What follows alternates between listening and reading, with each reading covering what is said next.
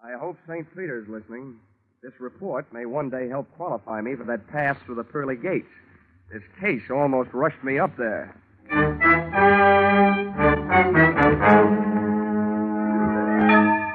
This is another adventure of America's fabulous freelance insurance investigator, Johnny Dollar. At insurance investigation, Johnny Dollar is just an expert. At making out his expense account, he is an absolute genius.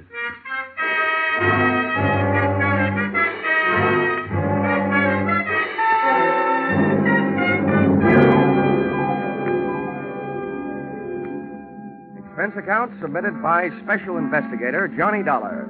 To Special Investigator Johnny Dollar. This one's on the house. I wouldn't even bother itemizing it, except that the whole thing is probably tax deductible. The following is an accounting of my expenditures during my investigation of Bonnie Goodwin. Or, she was under 21, but that didn't mean she was involved with nothing but minor vices. Or, murder ain't minor. Expense account, item 1. $12.40. Scotch whiskey and cigars consumed at surprise party arranged for me by one Mr. King Hart at my apartment in Hartford, Connecticut at 1:25 in the morning.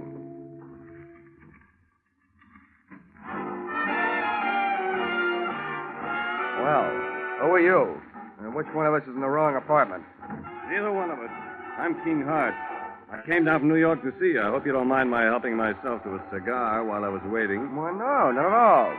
I'd even join you in a drink of my scotch, only I don't think I could squeeze it out of the cork. Yes, I'll send you a case. Send me a copy of your pass key while you're at it. Maybe I can drop in on you sometime. This verges on the illegal. Let's not waste time trying to scare each other, huh? Let's talk business. What is your business?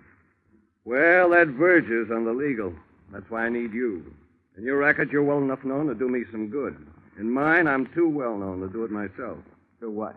Find a girl for me. Now, wait a minute. I'm in the insurance business. So's the girl. She's a beneficiary of my insurance policy. This is a very unusual case. I was a sucker. The way that policy is written, I need her signature to do what I want to do. Change the beneficiary? Yeah. I'm all set to marry an honest dame. She's lovely. Well, I'll tell you, Mr. Hart. I make it a habit to work for big insurance companies, not individuals. Sorry. How come? I can't look up your credit rating in Dun & Bradstreet. Look it up in this wallet. Go ahead. Don't be bashful. Mm-hmm. Yeah, well, you're solvent. Corners of these bills look like a tally on a baseball scoreboard. 1 run on the first and then 3 goose eggs. Help yourself. Not so fast. Your money may be okay, but about your story. What about it? Look, there's any number of good licensed private detectives that you could have gone to. Philip Marlowe, Sam Spade, and Richard Diamond. And he would not only have solved your case, he would also sing you a song. Why did you come to me? I thought you had me straight. I don't like detectives. I'm allergic to coppers, pro or semi-pro. So's the girl. Look, Dollar, all you have to do is find the girl, get her signature on the form, and bring it back. Is that so tough? Now, my wisdom tooth still finds it a little tough to chew. I'd like to see the policy. Sure, I brought it with me. Here you are. Wow, this is a motive-sized policy. $100,000. How'd you ever get it, Mr. Hart? When I took it out, I was a haberdasher. Uh-huh. Specializing, no doubt, in bulletproof vests styled by Hart, Schaffner, and U.S. Steel. Oh, yes. Beneficiary, Bonnie Goodwin. That's her. Well, before I can start looking, I should know where she stopped being around. Chicago. You'll find that and a lot of other stuff about her stapled to the back of the policy. My, you're the very model of efficiency. I should be. As a model prisoner, I ran the accounting department at Leavenworth for 5 years. Thanks for not being bashful about your past. Makes it easy for me not to be bashful about asking you for something. What's that? My assignment in writing. I just don't want anybody to get the wrong idea about my association with you. That's okay. All right. If you'll pay for the ticket, I guess I'm ready to take the ride. How much? A $3,000 retainer, and I'll bill you for my expenses. It's a deal. And don't hesitate to travel first class. Don't worry, Mr. Hart. Don't worry.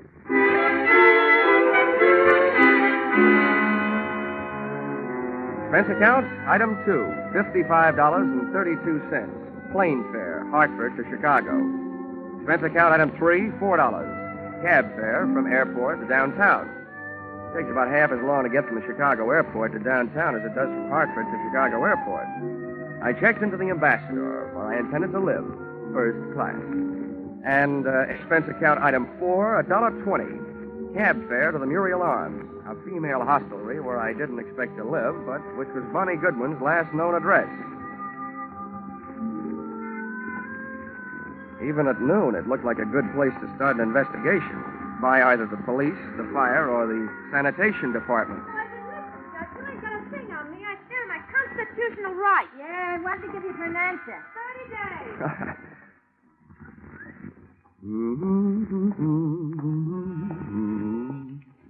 She is a callback out before.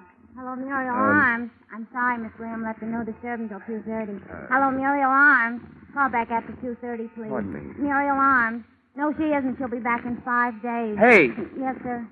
Where can I find the room clerk? That's me. Oh, good. I'm looking for a girl who used to live here. Her name's Goodwin. You remember her? Oh, the little princess? Yeah, I remember. I'm trying to forget her. Well, I'm trying to find her. You know where she went from here? No, and I don't care. One of the girls said she saw her hanging around Emma's place. That's over on Rush Street. You'll hear it before you see it. I'm sorry, mister. That's all I got time for. These calls are piling up. Hello, Muriel Arms.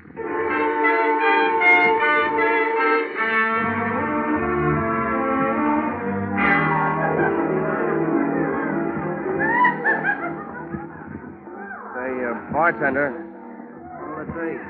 where can I find Emma? I'm Emma, and no jokes. What do you want? I'm looking for a girl named Bonnie Goodwin. She ain't around. We told her she wasn't wanted around here. Well, that's your business. My business is to find her. Who are you? From the law? Well, from the law of averages, the insurance business. If you're selling insurance, you're going the right way. She needs some. Why don't you try the Flagler Apartments?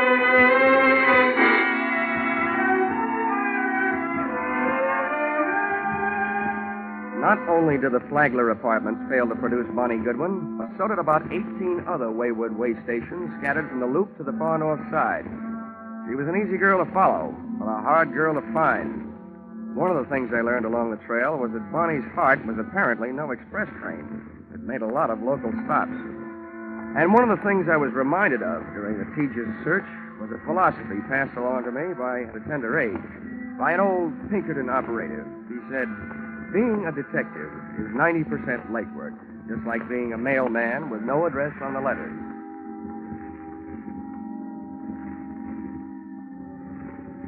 Expense account, item 5. $14.95, shoe leather.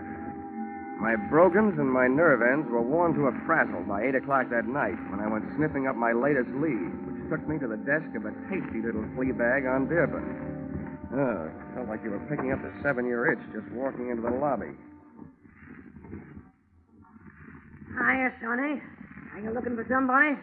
Yeah, and if I don't find her soon, I think I'll just sit still and let her find me. One of your guests, Bonnie Goodwin. You know her? As much as I know any of them, I guess. Is she still here? No. Well, do you know where she is? No, all I know is she moved out of here. As I asked her to this morning. Tell me, what makes this kid so popular? She makes me nervous. I don't like the people she brings around. You mean me, Grandma? Or do you mean you don't like her choice of friends? I didn't say they were friends. No, I'm through talking. Read it. Now, wait a minute. I've got to find Now, her. listen, little boy. I'm awful good at not talking when I don't feel like it. And right now, I don't. Save yourself some time and get out of here. Okay. Now I know what was wrong with that little Red Riding Hood story. Grandma was the wolf. Boo! Oh, nuts. Hey, mister. What? I think I want to talk to you. Go away. Don't bother me. You were asking about Bonnie, weren't you? I'm a friend of hers. Oh? Well, where can we talk? Well, we better get away from this lobby window.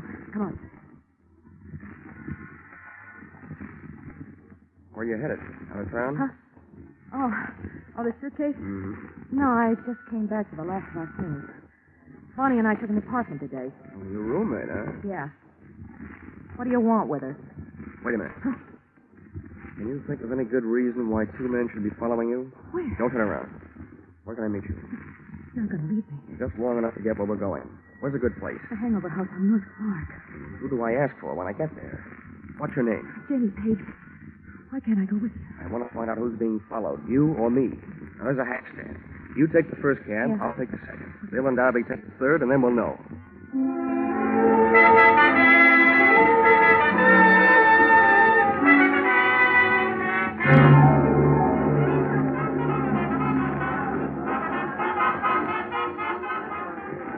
What did you find out? Oh, nothing, Janie. Those guys pitched me the biggest curve since Lefty Grove. What does that mean? We took 2 cabs, so they took 2 cabs. One of them followed me, so it figures one of them followed you. Any idea why? Now, wait a minute, mister. First, I got to get you straight. I just picked you up on a hunch because you don't look like the other ones. Who are you, and what do you want with Bonnie? My name is Johnny Dollar. My business? Insurance. Insurance? Who's dead? King Hart? Did I hear a hopeful note in your voice, Janie? Well, is he? Look, in my business, I've learned never to give a definite answer to that question. But, as far as I know, he's still alive. He was when I saw him yesterday. He hired me to find Bonnie because he wants to get her name off his life insurance policy. As simple as that. That skunk. So what he put her through? You can file this question under N for none of my business, but just what did he put her through? He built her way up, and then he dragged her way down. And she's still too good for him, for anybody who works for him. I'm getting out of here. Maybe I told you too much about my business. Just enough. You're trying to help King Hart take away the only thing he left her. If I have my way, she'll never sign away the money from that insurance policy. Good night. This was the first chance I'd had all day to make anything happen. With a little luck, Janie Page was going to finally bird dog me straight to the little chick who had flown so many coops, thus making herself so hard to find. As she started down the 60-foot length of the long, narrow bar toward the back door, I saw 2 familiar hulks launch out of their chairs up near the front door. They were after her, and too big for me, our opponents from that game of taxi tag. So I set about stopping them. I took advantage of the narrow room, the big crowd, and a little bitty drunk. I hated to do it, but I had to turn the bottle baby into a bottleneck. I hope he was too numb to care. Hey, lay off the little guy. You're minding his own business. I saw it. Guys like you that Come on, let me like through here. Come on, Get out of our way. We're coming through. If you like mob scenes, it was a great go-round when it lasted. But it only lasted 40 seconds. And then we got upstaged by some off-scene action out in the back alley.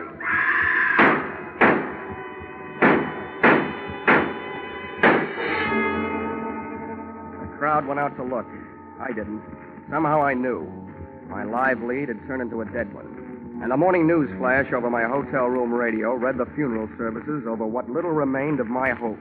Guns roared on Chicago's north side again late last night when 6 slugs tore the life out of a 105-pound brunette in an alley shooting reminiscent of the early 30s.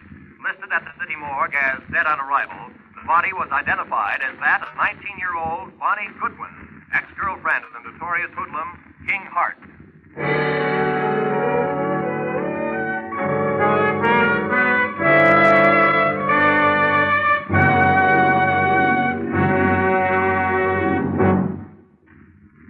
In just a moment, we'll return to the second act of Johnny Dollar. But first, a burly sea captain, a fashion designer, a neurotic young gun collector, and a wealthy socialite.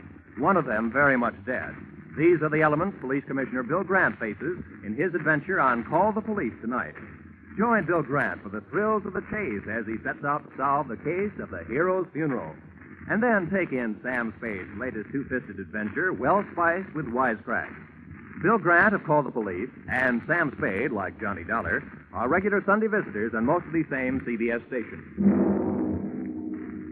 Now, with our star, Charles Russell, we return to the second act of yours truly, Johnny Dollar.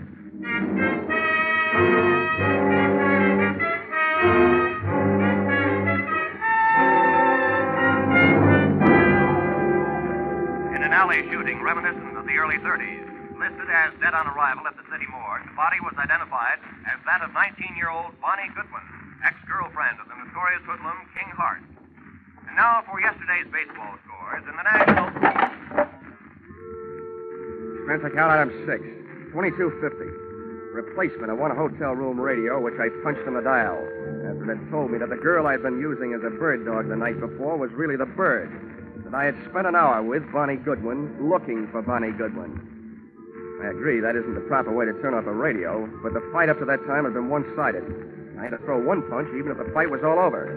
But then the bell rang, calling me out of my corner for another round. The bell on my telephone. Hello. Hello, Dollar. Yeah? This is King Hart. I just got in town at the airport. Well, 9 a.m. News travels fast. You got private lines to the major morgues of the country? A friend of mine told me last night. Joe Emma. What the devil happened, Dollar? I'm not sure, Hart. It could be that you used me for a leadoff man on a relay team. You hire me to find that girl, then hire some gunmen to follow me. And when I find her, boom. Now, wait a minute, Dollar. From now on, it looks like you don't have to worry about who's going to collect on your insurance. Do you by any chance collect on hers? It's out of my line these days, and flying 800 miles just to be at the scene of the crime has never been one of my habits. I'm not so sure you just flew in, but I'm dead sure that I'm not on your payroll any longer. Dollar, listen to me. You listen. I didn't follow through last night because I didn't want to be picked up as a material witness. But first, I'm going out to prove a few things that'll keep me from being picked up, and then I'm going to make my report to the police. Aren't you jumping the gun, Dollar? You know more about guns than I do, but I learned a lot about Bonnie Goodwin while I was tracking her down yesterday. And one thing I learned, I like her kind better than I do yours. There wasn't anybody around to help her last night when she needed it. But I'll bet she had plenty of help making her first big mistake. Probably from you.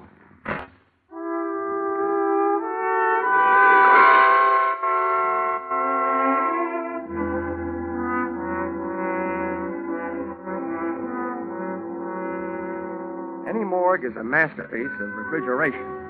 Just thinking of one can give me a real cold chill.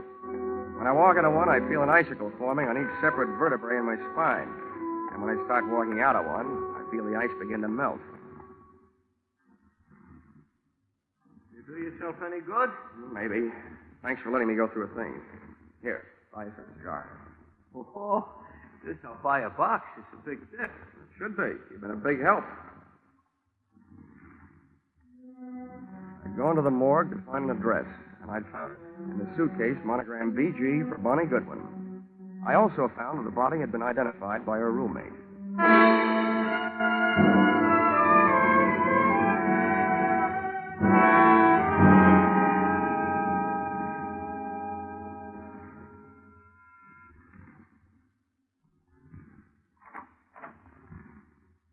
What do you want? I was a friend of Bonnie Goodwin's. I want to talk to you about her. You're no friend of hers. I knew them all. Leave me alone. There's nothing to talk about. She's dead, isn't she? Yeah. I have a pretty personal interest in it. Why? I was with her just before she walked into the alley. And you might be interested to know that she was using your name. How do you know? You don't know my name. Janie Page. So you're packing. I might be unpacking. When you pack, you fold things on the bed. When you want, you put them on hangers as you take them out of the bag. Now, you know where you're going? You better close the door. Well? I don't have to be a quiz kid to figure out that you're leaving because you're scared. Probably running away from the same thing Bonnie didn't have a chance to run away from. I'd like to find out what it is. Bonnie didn't have any big brothers looking out for her. What's your angle? I'll break it down for you. About 10% of my interest is keeping myself from being implicated in what happened last night. The other 90% might get me a merit badge in a Boy Scout troop. I'm just trying to do my good deed for the day. I'd like to see somebody get paid off. Who's your candidate? King Hart? He's one of the people she was afraid of. For a little girl, she had a lot of people after her. Did she double-cross too much, talk too much, or just know too much? She knew too much. About what kind of thing? The kind of thing smart people stay away from. Wasn't she? Couldn't. For a girl being mixed up with the wrong people is an incurable disease. You just wait it out. Mm-hmm. See what you mean. You can't throw a bad reputation into reverse.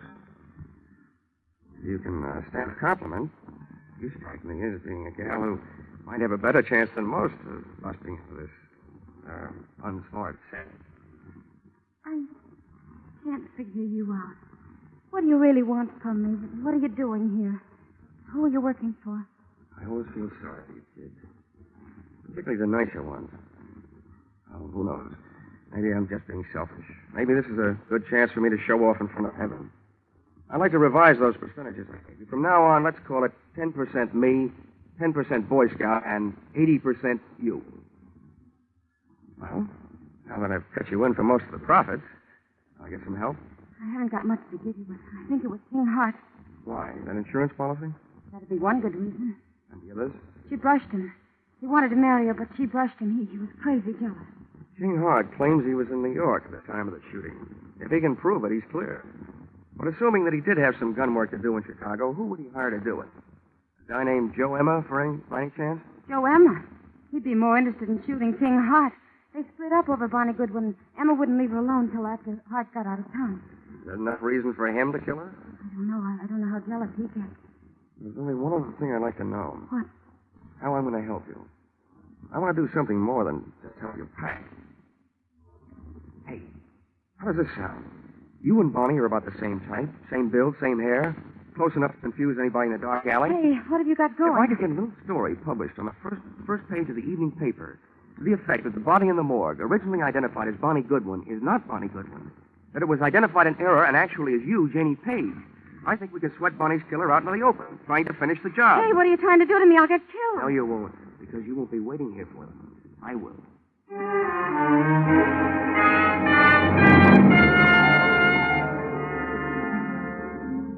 Expense account, item 7, 5 cents.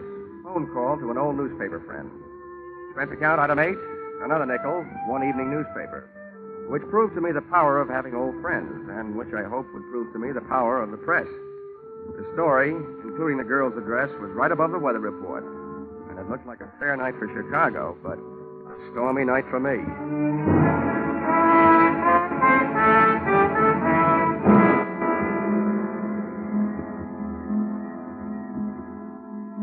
I learned early in my career that when you're waiting in an apartment for the arrival of killers, don't just wait. I opened a window onto the street, made myself a pot of coffee, some sandwiches, sat down in an easy chair facing the door near the telephone, and had a picnic. For dessert, I had a sweet, rich idea, which made me feel much better. When a little after 10, I heard a car pull up outside.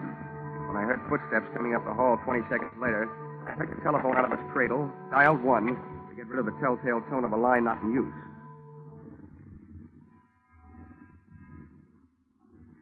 Come on in. It's unlocked.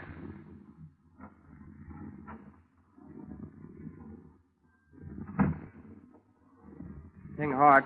Repeat, King Hart. What are you up to, Dollar? I'll tell you what I'm up to. At the other end of this phone line is a police lieutenant listening. He knows that you're here with me, so don't get rough. I don't care who's listening. Where is she? Who? You know who, Bonnie. That body down at the morgue isn't her. I wish I had this much luck fishing. People seem to bite easier. I suppose you're here because you missed her the first time. Don't be stupid. I'm trying to save her life. Where is she? She's sitting next to the lieutenant who's listening on his telephone. I don't believe it. Come on. You can talk to her. Okay. But you better be right. Here, take the phone. Right over the head. Oh!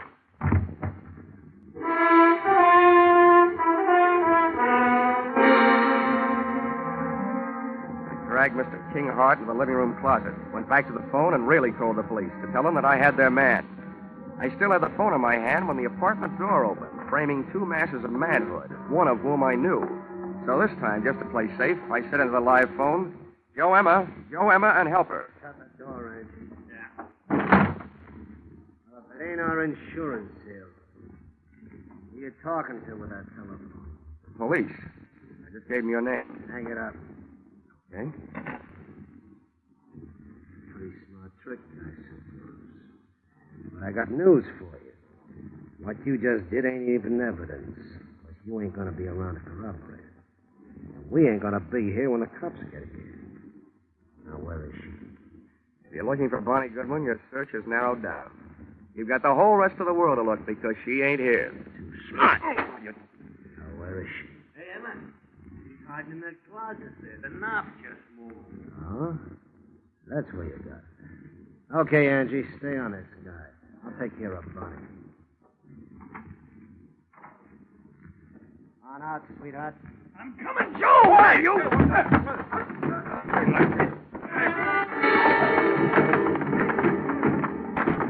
Joe Emma had expected the pleasure of kicking a girl around, but instead found himself being belted around by a man. Angie's right hand dove for his armpit, and not to scratch himself. Just as he snapped another shot at King Hart, I snapped a flying tackle at him. Go! Down your fist again, Angie, and it's over you. Down.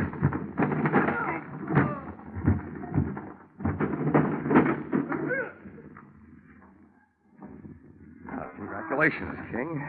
It's a delightful right hand you throw. Never mind that. Where's Bonnie? She's dead, Hart. I planted that newspaper story that she's still alive. I didn't read any newspaper story. I just came from the city morgue. The babe they got isn't Bonnie Goodwin. I never saw her before. Isn't Bonnie? Well, then why did... Emma kills her roommate in the dark alley by mistake. So Bonnie switches identities to make herself officially dead so she can live longer. Where is she? I want her back. I thought all you wanted was to get her name off that insurance policy. That isn't true. I wanted an insurance investigator to find her. What else could I tell you so you take the case? I want her back. You'll have to make up her own mind about that. For you, I'm not playing Cupid. I'll tell you what I'll do. You tell me all the sweet, pretty things you want to say, and I'll repeat them to her.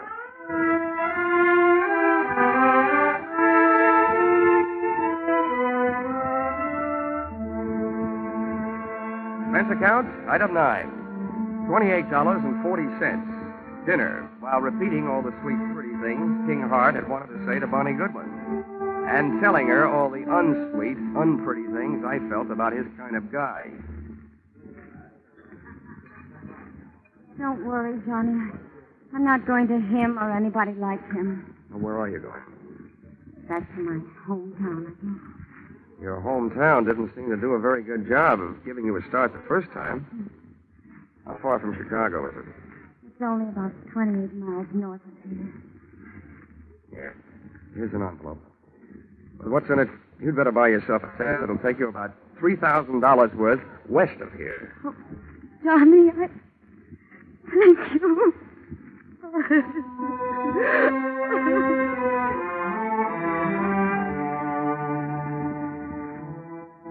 Expense account, item 10, 20 cents. 2 beers, one for me and one for King Hart. I told him that his money was taking Bonnie on a little trip back to happiness. And he told me that if I ever expected to collect any expense money from him, I knew where I could go. Expense account total, $163.55. You'll notice that this is very low, but remember, I'm paying this one myself. Yours, very truly, Johnny Dollar.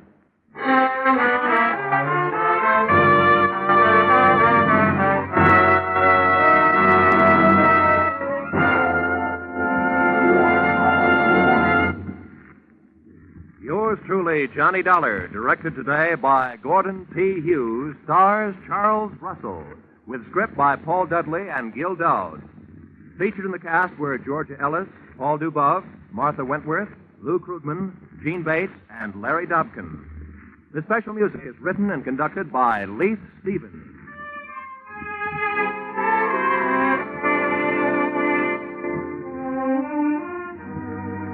Be sure to be with us at the same time next week when another unusual expense account is handed in by Yours truly, Johnny Dollar.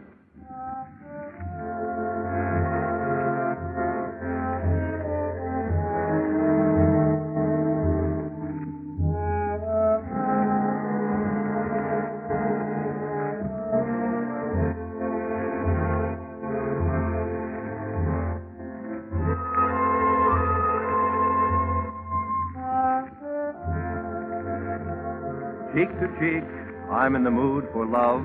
Isn't it a lovely day? That's what you think. Nope, that isn't just a mixed-up sentence. That's just for the top hits you'll hear on your Hit Parade on Parade tonight. Top hits from 1935. Without a word of warning, I'm on a seesaw. Yes, more hits dressed up in bright new 1949 arrangements and played and sung by the nation's top vocalists and musicians. Be sure to hear your Hit Parade on Parade this evening in Jack Benny's time on all of these same CBS stations. This is Roy Rowan. Your Hit Parade on Parade follows immediately.